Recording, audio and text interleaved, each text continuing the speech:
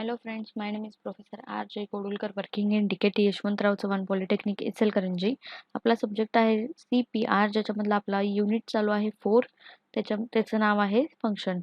मग फंक्शन म्हणजे काय? तर आपण मागच्या लेक्चरला काय काय पॉईंट कव्हर केले ते पहिला पाहूया. आपण मागच्या लेक्चरला 4.1 कव्हर केला होता जो आहे फंक्शनची कन्सेप्ट काय आहे आणि नीड काय आहे फंक्शनची.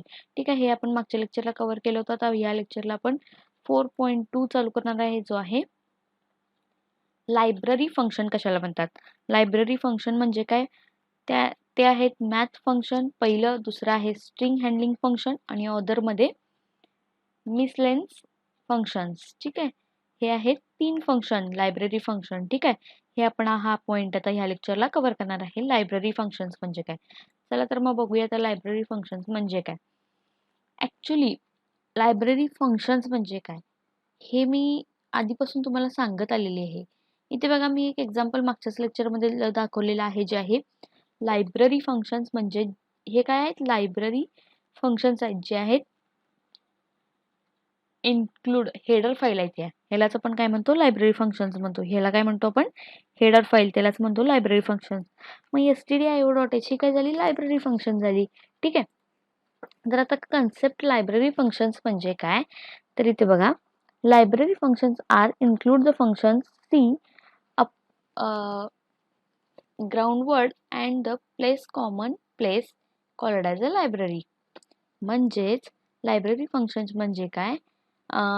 ज्या वेळेला कॉमन थिंग्स असतात, ज्या वेळेला आपण प्लेस करतो त्याला काय म्हणतो आपण? लायब्ररीज म्हणतो. म्हणजे ज्या वेळेला ते लायब्ररीज तुम्हाला पुन्हा पुन्हा यूज करायचे असतात त्यासाठी एकदाच आपण काय करायचं? स्टोअर करून ठेवायचं. त्याला आपण काय म्हणतो? लायब्ररी म्हणतो. Such functions are used perform the some specifier operation. तुम्ही आता फंक्शन्स यूज करायला लागलाय. ठीक आहे, म्हणजे काहीतरी ऑपरेशन परफॉर्म करण्यासाठी मल्टिपल फंक्शन्स यूज करायला लागलाय. मग त्या मल्टिपल, आता बघा, ॲडिशन आहे, सबस्ट्रॅक्शन आहे, मल्टिप्लिकेशन आहे, डिव्हिजन आहे. हे कशात आलं? मॅथ फंक्शनमध्ये आलं. हे मॅथ फंक्शन काय झाली? एक लायब्ररी झाली. ठीक आहे, एक हेडर फाईल झाली जे आहे मॅथ फंक्शन. मग ही मॅथ फंक्शन लायब्ररी, ह्यामध्ये तुम्ही सबस्ट्रॅक्शन, ॲडिशन, डिव्हिजन, मल्टिप्लिकेशन हे सगळं स्टोअर केलं आहे मॅथ या लायब्ररीमध्ये, मॅथ या लायब्ररी फंक्शनमध्ये. मग हे काय करायचं? डिक्लेअर करायचं. एकच काय करायचं? मॅथ फंक्शन घ्यायचं जे डिक्लेअर करायचं, ज्याच्यामध्ये सगळं ॲडिशन असली पाहिजे, मल्टिप्लिकेशन असली पाहिजे, डिव्हिजन असली पाहिजे आणि सगळे ऑपरेशन एकाच फंक्शनमध्ये घ्यायचे. त्याला आपण काय म्हणतो? Library function. आता इथे बघा, फॉर एक्झाम्पल ज्याच्यामध्ये प्रिंट लायब्ररी फंक्शन, इथे बघा, print library function used print on a console. म्हणजेच काय? एक एक्झाम्पल घेतलेलं आहे ज्याच्यामध्ये आपल्याला प्रिंट करायचं आहे library function used on a console. Console म्हणजे काय? जी ब्लॅक विंडो आपल्याला आउटपुट म्हणून दिसते त्याच्यावर आपल्याला प्रिंट करायचं आहे लायब्ररी फंक्शन. मग library function are create a designer compiler. मग हे लायब्ररी फंक्शन कोण डिझाईन करतं? बाळांनो, हे सगळे काय लायब्ररी फंक्शन्स आहेत. जे आहेत string.h, हे बघा इथे इथे आहे ना, हे बघा, हे stdio.h ह्याच्यामध्ये काय कोणकोणते फंक्शन्स असतात? प्रिंटफ आणि स्कॅनफ.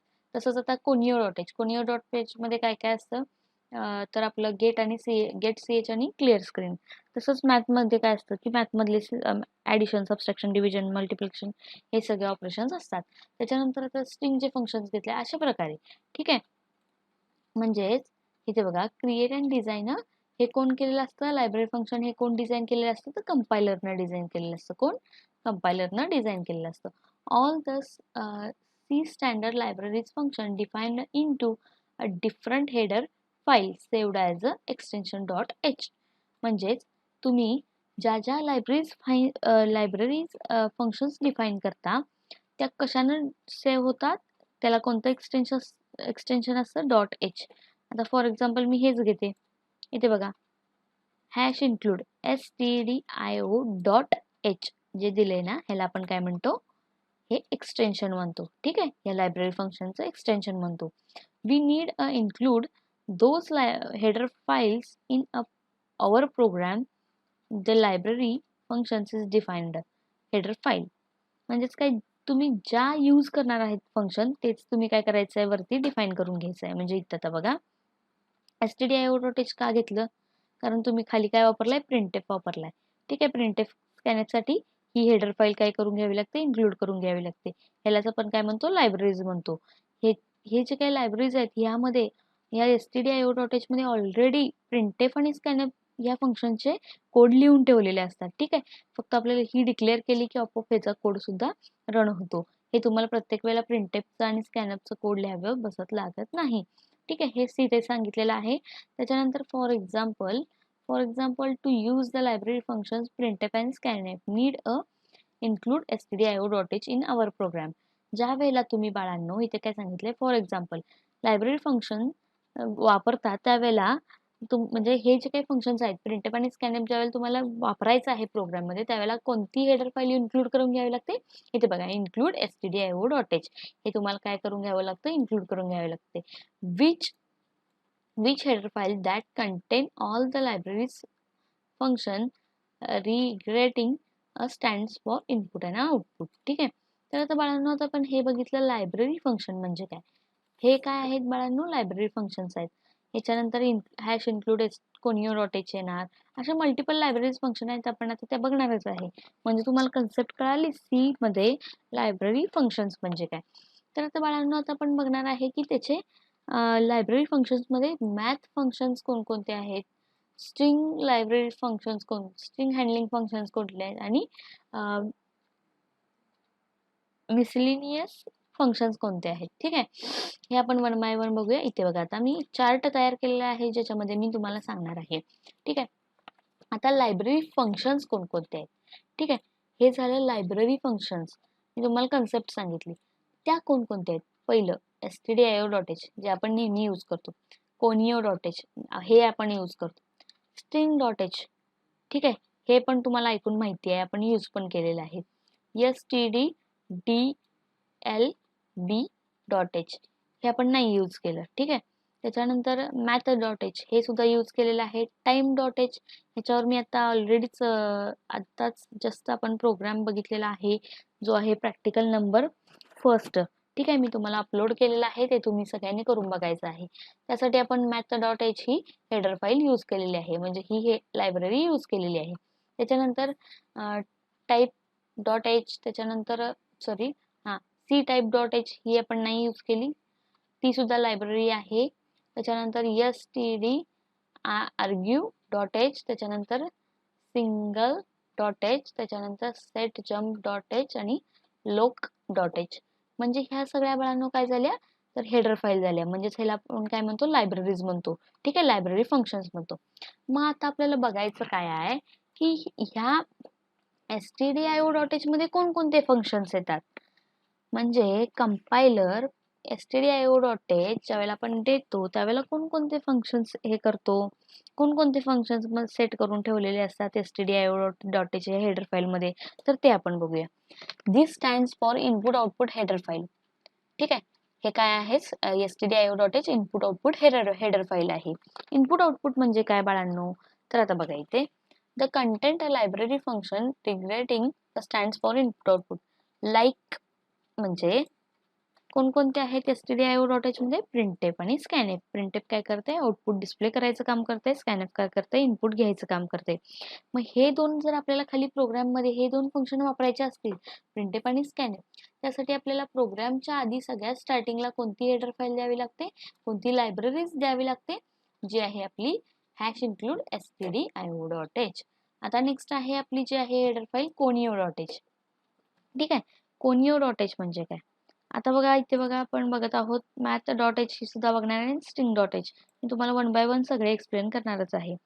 मग conio.h ही हेडर फाईल आहे जी कशासाठी यूज होते, console input output header file. This is a console input output header file. Like तुम्ही जे गेट ch वापरता, त्याच्यानंतर क्लिअर स्क्रीन वापरता. ठीक आहे, इथे दाखवलेलं आहे मी गेट ch क्लिअर स्क्रीन, यासाठी आपण काय वापरतो, कोणती हेडर फाईल वरती डिक्लेअर करून घ्यावी लागते, conio.h. ठीक आहे, त्याच्यानंतर नेक्स्ट वन आहे जी आहे थर्ड वन string.h. ठीक आहे, इथे बघा स्ट्रिंग हँडलिंग फंक्शन कोणकोणते आहेत, ही हेडर फाईल आहे string.h, ही आहे आपली लायब्ररी. मग ह्या लायब्ररीत कोणकोणते फंक्शन हे करून घेतलेले आहेत, ते म्हणजे हे बघा इथे गेट पुट. ठीक आहे, गेट आणि पुट. गेट म्हणजे काय, गेट म्हणजे काय की आउटपुट घेणे, पुट म्हणजे काय डिस्प्ले करणे. त्यानंतर नेक्स्ट वन आहे जे आहे स्ट्रिंग कॉपी. आता इथे बघा, मी तुम्हाला इथे आपण पाहिलेलं आहे ह्याच्यामध्ये थर्ड चॅप्टरमध्ये स्ट्रिंगमध्ये आपण पाहिलेलं आहे की स्ट्रिंगचे कोणकोणते फंक्शन्स आहेत जे आपण यूज करून बघितलेले आहेत. त्यामधले हे सगळे आहेत जे आहेत string copy, string concatenate, string compare, त्याच्यानंतर string length, string lower, string upper. हे सगळे फंक्शन आपण स्ट्रिंग डॉट एच यूज करून ही हेडर फाईल आपण करून बघितलेले आहेत. ते तुम्ही सगळ्यांनी मागचे लेक्चर पाहिले असतील तर तुम्हाला कळेल. इथे बघा, मग आता मला सांगा स्ट्रिंग डॉट एच ह्या हेडर फाईलमध्ये कोणकोणते फंक्शन्स यूज करता येतात. Put, get put, string copy, string concatenate, string compare, string length, string upper, string lower. हे सगळे फंक्शन्स या स्ट्रिंग डॉट एच मध्ये यूज करता येतात. मग ज्या वेळेला तुम्हाला हे फंक्शन यूज करायचे असतील त्यावेळेला सगळ्यात वरती तुम्हाला स्ट्रिंग डॉट एच नावाची लायब्ररी सेट करून घ्यावी लागते, हेडर फाईल द्यावी लागते. ठीक आहे, ते जर नाही दिलं तर काय होईल, एरर येईल. कारण कंपायलरनं ही स्ट्रिंग डॉट एच नावाची जी काही लायब्ररीज बनवल्या त्या लायब्ररीजमध्ये ही जी काही जेवढे जे पुट आहे, गेट आहे, कॉपी आहे, कॉन्कॅटिनेट आहे, कंपेअर आहे, लेंथ आहे, अप्पर आहे, लोअर आहे, या सगळ्याचा कोड आपण या लायब्ररीमध्ये लिहून ठेवलेला आहे. नुसती ही लायब्ररी आपण काय करायची, ज्यावेळेला वापरतो त्यावेळेला ती यूज करायची, म्हणजे डिक्लेअर करायची वरती, आणि त्याच्यानंतर हे सगळे जे काही फंक्शन्स आहेत ते यूज करायचे. नेक्स्ट लायब्ररी कोणती आहे, तर ही आहे आपली std live डॉट एच. मग ती काय करते, डिस्क्रिप्शन बघा, this header file contain all the general variable functions. Like कोणकोणते आहेत, तर इथे बघा,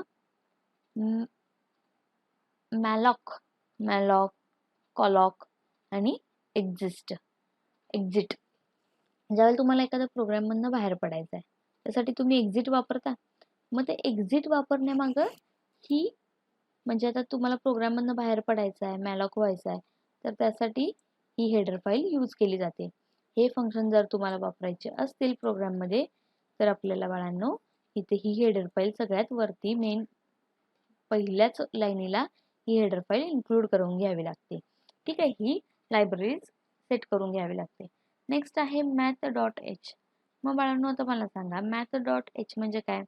मॅथमॅटिकल जे काही ऑपरेशन्स आहेत, इथे बघा, this header file contain all the mathematical operation related the function like sqrt, power, sds, long, sin. हे काय झाले, आपले मॅथमॅटिकल ऑपरेशन झाले. ठीक आहे, हे ज्यावेळेला तुम्हाला यूज करायचं असेल त्यावेळेला आपल्याला ही मॅथ डॉट एच ही लायब्ररी फंक्शन हेडर फाईल काय करून घ्यावी लागते, इन्क्लूड करून घ्यावी लागते सर्वात पहिला. ठीक आहे, त्याच्यानंतर मॅथ डॉट एच हे आपण पाहिलेलं आहे. इथे बघा, त्याच्यानंतर स्ट्रिंग फंक्शन सुद्धा पाहिलेलं आहे. ठीक आहे, त्याच्यानंतर आणि राहिलेल्या कोणकोणत्या आहेत, तर टाइम डॉट एच, जे ऑलरेडी बाळांना आपण बघितलेली आहे. टाइम डॉट एच ह्याच्यामध्ये प्रॅक्टिकल नंबर 1 मध्ये मी तुम्हाला करून दाखवलेलं आहे की टाइम डॉट एच यूज करून आपण कोणकोणते फंक्शन यूज करतो. इथं बघा, this header file content all the time related function. म्हणजे जे काही तुम्ही प्रोग्राममध्ये टाइम रिलेटेड फंक्शन यूज करणार आहे त्यासाठी टाइम डॉट एच नावाची हेडर फाईल यूज करावी लागते. तर सी टाईप डॉट एच म्हणजेच काय, this function is a character handling function आहे. ठीक आहे, त्याच्यानंतर D argument dot h, variable argument function defined in this header file. Variable म्हणून तुम्ही एखादा आर्ग्युमेंट पास करताय त्यावेळेला ही हेडर फाईल तुम्हाला यूज करावी लागते. नेक्स्ट आहे सिंगल डॉट एच मध्ये तुम्हाला काय करावं लागतं, all the single header file function are defined header file, this header file. ठीक आहे, त्याच्यानंतर set jump dot H, this file contain all the jump functions. ठीक आहे, जे काय तुम्ही प्रोग्राममधनं जम्प करणार आहात त्यासाठी जे फंक्शन्स तुम्ही यूज करणार आहे त्यासाठी ही हेडर फाईल डिक्लेअर करून घ्यावी लागते, जी आहे set jump dot h. Next आहे this file is a content located function. Located function म्हणजे काय बाळांनो, की तुम्हाला ज्या वेळेला लोकेटेड फंक्शन्स यूज करायचे असतील त्यावेळेला तुम्हाला काय करून घ्यावं लागतं, ही लोकेटेड डॉट एच नावाची फाईल, हेडर फाईल, जे काही लायब्ररीज आहेत त्या सेट करून घ्याव्या लागतात. मी तुम्हाला इथे एक्सप्लेन केलेलं आहे कोणकोणत्या हेडर फाईल आहेत, त्याचं डिस्क्रिप्शन सुद्धा सांगितलेलं आहे की त्याच्यामध्ये कोणकोणते तुम्ही फंक्शन्स यूज करू शकता आणि ते फंक्शन्स यूज केल्यानंतर करण्याच्या आधी तुम्हाला ह्या हेडर फाईल डिक्लेअर करून घ्यावे लागतात. ठीक आहे. तर आता आपण आतापर्यंत काय काय बघितलं की सी लायब्ररीज फंक्शन्समध्ये म्हणजे काय आपण बघितलं. त्याच्यानंतर मी तुम्हाला हे जे काही मल्टिपल फंक्शन्स आहेत, हेडर फाईल आहेत, मल्टिपल या लायब्ररीज फाईल आहेत, त्या काय काय काम करतात हे तुम्हाला एक्सप्लेन करून सांगितलेलं आहे. त्यामध्ये आपण इन डिटेल मॅथ सुद्धा बघितलेलं आहे, मॅथ फंक्शन. त्याच्यानंतर स्ट्रिंग हँडलिंग फंक्शन सुद्धा बघितलेलं आहे. इथे बघा मॅथ फंक्शन बघितलेलं आहे, स्ट्रिंग हँडलिंग फंक्शन सुद्धा बघितलेलं आहे, ज्याच्यामध्ये हे सगळं आहे फंक्शन्स यूज करतो. ठीक आहे. तर त्याच्यानंतर नेक्स्ट आहे जे आहे आपलं थर्ड वन, मिसकॅल्क्युलस फंक्शन. ठीक है, ये अपन आता एक्सप्लेन करूया. 4 पढ़ रहे थे आपके सिलेबस के अकॉर्डिंग, और हमने चैप्टर 4 में यूज़र डिफाइंड फंक्शंस पढ़ा. यूज़र डिफाइंड फंक्शन के अंदर हमने फंक्शंस कैसे बनाते हैं ये देखा. इसके प्रीवियस वीडियो में हमने मिसलेनियस फंक्शन और स्ट्रिंग हैंडलिंग और मैथ फंक्शंस देखे, और अब इस वीडियो में हम ये समझेंगे कि सी के मिसलेनियस फंक्शंस क्या होते हैं. मिसलेनियस फंक्शन से पहले एक बात और समझ लीजिए कि जो मिसलेनियस फंक्शन है वो सी के एनवायरनमेंट वेरिएबल्स पे काम करते हैं. तो एनवायरनमेंट वेरिएबल क्या होता है? Set of dynamic named values that can affect the way running process will behave on a computer. Once the environment variables are exported, we can access them from anywhere in a C program without declaring an initializing in an application or C program. जैसे कि हमारे pass कुछ functions पहले से available रहते हैं C में, और हम उनको डायरेक्टली यूज़ करते हैं हेडर फाइल्स के थ्रू इंक्लूड करके, वैसे ही कुछ एनवायरनमेंट वेरिएबल्स भी रहते हैं जो ऑलरेडी हमारी लाइब्रेरी में रहते हैं. अगर हम उनको अपने प्रोग्राम में या कहीं और एक्सपोर्ट कर लें एक बार, तो हम उसको कहीं से भी एग्जीक्यूट कर सकते हैं विदाउट डिक्लेयरिंग और without initialising in C programming language. हम उसको अपने प्रोग्राम में डायरेक्टली यूज़ कर सकते हैं अगर एक बार हम उसको एक्सपोर्ट कर लें तो. अब देखते हैं कि different miscellaneous functions in C क्या होते हैं. सबसे पहला जो है गेट env, जो भी एनवायरनमेंट वेरिएबल है उसकी करंट वैल्यू बताता है. ठीक है, current value of environment variable. Next है आपका set env, sets the value for environment variable. अगर आपको एनवायरनमेंट वेरिएबल की कोई वैल्यू सेट करनी है तो आप सेट env का यूज़ करेंगे. अगर आपको उसकी वैल्यू मॉडिफाई करनी है, अगर उसकी वैल्यू 2 है और अब आपको उसकी वैल्यू 5 करनी है, मॉडिफाई करनी है, तो आप पुट env का यूज़ करेंगे. नेक्स्ट है आपका P error, displays most recent error that happened during library function. सबसे रीसेंट में अगर उसके साथ उस वेरिएबल को यूज़ करने में कोई एरर ऑकर हुआ होगा किसी फंक्शन के साथ, कोई लाइब्रेरी फंक्शन के साथ, तो वो एरर आपको बताएगा कि अभी रिसेंटली कौन सा एरर ऑकर हुआ था. नेक्स्ट है आपका RAND, random. Random integer number range return करता है 0 से लेके 32767 तक. आप जानते होंगे कि ये इंटीजर वैल्यू की भी रेंज है, -32767 से +32767 तक. तो रैंडम इंटीजर नंबर रिटर्न करता है अगर आप ये फंक्शन का यूज़ करेंगे, जो कि वैल्यू वैरी करेगी 0 से 32767 तक. और लास्ट आपका जो मिसलेनियस फंक्शन है वो है delay, suspends the execution of the program for particular time. अगर आप चाहते हैं कि आपका प्रोग्राम थोड़ी देर के लिए सस्पेंड हो जाए, रुक जाए, तो आप डिले का यूज़ कर सकते हैं. कुछ आपके प्रायोरिटी आ गई, कुछ इंटरप्ट आ गया, कुछ और काम आ गया जिसके कारण आप अपना प्रोग्राम डिले करना चाहते हैं, तो आप सस्पेंड करना चाहते हैं, तो आप डिले फंक्शन का यूज़ कर सकते हैं. तो ये थे आपके last 3 topics of your unit 4, that is math function, string handling functions and miscellaneous functions in C. इसके बाद हम यूनिट 5 एरे पढ़ेंगे, जो कि आपका लास्ट यूनिट है. अकॉर्डिंगली दैट 4 से 5 वीडियो लेक्चर के बाद आपका सिलेबस ऑफ सी कंप्लीट हो जाएगा। अगर आपको कोई भी डाउट है तो आप मुझे व्हाट्सएप करके पूछ सकते हैं या कमेंट करके पूछ सकते हैं। Thank you. एक्सप्लेन केलेलं आहे मिस कॅल्क्युलन्स फंक्शन्स म्हणजे काय हे आपण आता पाहिलेच आहे बाळांनो. आता आपण इथे स्टॉप करणार आहोत. तर आता आपण एकदा रिवाइज करूया की आपण या लेक्चरला काय बघितलं. इथे बघा आपण सिंपल जे लायब्ररी फंक्शन्स आहेत ते म्हणजे काय, त्याच्यामध्ये मॅथ आहे, 3 टाईप आहेत, math function, string handling function आणि मिस कॅल्क्युलन्स फंक्शन. ठीक आहे, तर हे आपण पाहिलेलं आहे. त्याच्यामध्ये मी चार्टमध्ये तुम्हाला हेडर फाईल्स म्हणजे लायब्ररी फंक्शन्स कोणकोणते आहेत ते, त्याचं डिस्क्रिप्शन, ते कोठे कोठे यूज होतात, काय काय फंक्शन्स आहेत त्याचे आणि कुठे कुठे यूज होतात, हे सगळं मी तुम्हाला इथे एक्सप्लेन केलेलं आहे. याचा प्रोग्राम दाखवायची काहीच गरज नाही. आपण आतापर्यंत जे शिकत आलो आहोत तेच आपण इथे यूज, म्हणजे आतापर्यंत जे मी तुम्हाला टर्बोसीवरती एक्झिक्युशन करून दाखवलेलं आहे हे सगळे आपण काही काही फंक्शन्स यूज करून सुद्धा बघितलेले आहेत, जे आहेत प्रिंट एफ, स्कॅन एफ, हे प्रत्येक वेळेला आपल्याला लागतं, गेट सी एच हे प्रत्येक वेळेला लागतं. त्याच्यानंतर आपण मागच्या लेक्चरमध्ये हे सुद्धा आपण कव्हर केलेलं आहे. त्याच्यानंतर इथे बघा आपण मॅथचे पण फंक्शन्स यूज केलेले होते. त्याच्यानंतर टाइम रिलेटेड सुद्धा आपण प्रोग्राम घेतलेला आहे. त्यामुळे ह्याचं मी टर्बोसीवर कुठलंही एक्झाम्पल करून दाखवणार नाही आहे. हे ऑलरेडी आपण आत्तापर्यंत बघत आलो आहोत. तर आता आपण काय काय कव्हर केलं ह्या लेक्चरला, इथे बघा जो आहे आपला पॉईंट 4.2, त्याच्यामध्ये लायब्ररीज फंक्शन. लायब्ररीज फंक्शनमध्ये कोणकोणतं, math function, string handling function आणि मिस कॅल्क्युलन्स फंक्शन. ठीक आहे, हे आपण पाहिलेलं आहे. म्हणजे आपला 4.2 इथं कव्हर झालेला आहे. तर आता आपण नेक्स्ट लेक्चरला जो बघणार आहे तो 4.3 आहे, जो आहे writing user define function and scope of variable. ठीक आहे, हे आपण नेक्स्ट लेक्चरला बघूया. आता इथे आपण लेक्चर स्टॉप करूया. थँक्यू.